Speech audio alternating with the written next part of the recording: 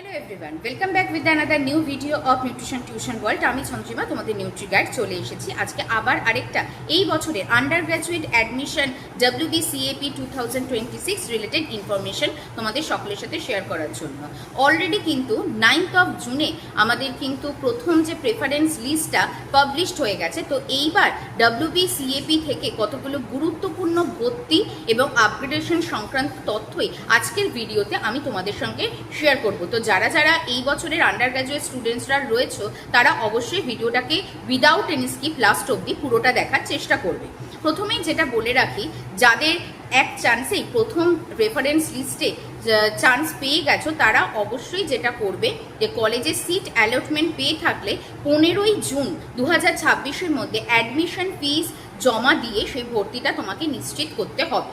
2 নম্বর হচ্ছে, তুমি যদি এখন ভর্তি না হও তাহলে তখন কি হবে, এরপরে আপগ্রেডেশন এটার জন্য তখন তোমাকে টেনশন করতে হবে না, কিন্তু বর্তমানে যে সিটটা হয়েছে সেটা তোমার বাতিল হয়ে যেতে পারে, আর পুরো এতদিন যে অ্যাপ্লাই করেছো সেটাও আমাদের বাতিল হয়ে যেতে পারে।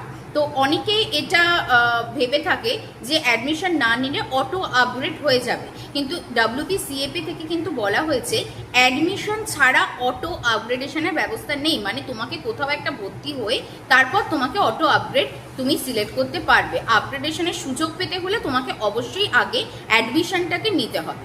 আপগ্রেডেশন সম্পর্কে আরও কয়েকটা গুরুত্বপূর্ণ তথ্য, যেরকম 1 নম্বর বলবো যে অ্যাডমিশন নিলে এরপরে হায়ার প্রেফারেন্সেসের দিকে তুমি এগোতে পারবে, তুমি অটোমেটিক্যালি সেটা যেতে পারবে। আর ভালো প্রেফারেন্স পেলে তখন তুমি অন্য কলেজে আপগ্রেড নিতেই পারো, কিন্তু সেক্ষেত্রে তুমি যে ভর্তি হয়েছো সেই ফিটা তোমার নতুন কলেজে ট্রান্সফার করে দেওয়া হবে। এটা অনেকেরই একটা চিন্তা যে আমার টাকাটা কি তাহলে জলে যাবে, একদম চিন্তার কিছু নেই, সেক্ষেত্রে তোমার টাকাটা ট্রান্সফার হয়ে যাবে টু দ্য নিউ কলেজেস। কিন্তু কতগুলো গুরুত্বপূর্ণ তারিখ বলে রাখি যেটা কিন্তু কোনোভাবে মিস করা যাবে না, সেটা হচ্ছে 15ই জুন তোমাকে তোমার ফার্স্ট প্রেফারেন্স লিস্টের কলেজে 15ই জুনের মধ্যে অ্যাডমিশন নিতেই হবে।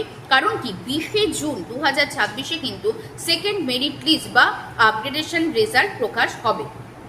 আরেকটা যেটা ইম্পর্টেন্ট জিনিস সেটা হচ্ছে প্রেফারেন্সেস। অনেকে ফার্স্ট প্রেফারেন্সে যেটা দিয়েছো সেকেন্ড প্রেফারেন্সটাকে চেঞ্জ করতে চাইছো, সেটা কিন্তু করা সম্ভব না। যদি তুমি ফার্স্ট বা সেকেন্ড প্রেফারেন্স কলেজে পেয়ে যাও তাহলে সেক্ষেত্রে তোমার থার্ড বা ফোর্থে প্রেফারেন্স চেঞ্জ করে চলে যাওয়াটা সম্ভব নয়। এখানে তোমাকে হায়ারে মানে প্রথমে যেটা দিয়েছো সেটাকেই মানে সিলেক্ট করে সেটাতেই প্রসিড হতে হবে।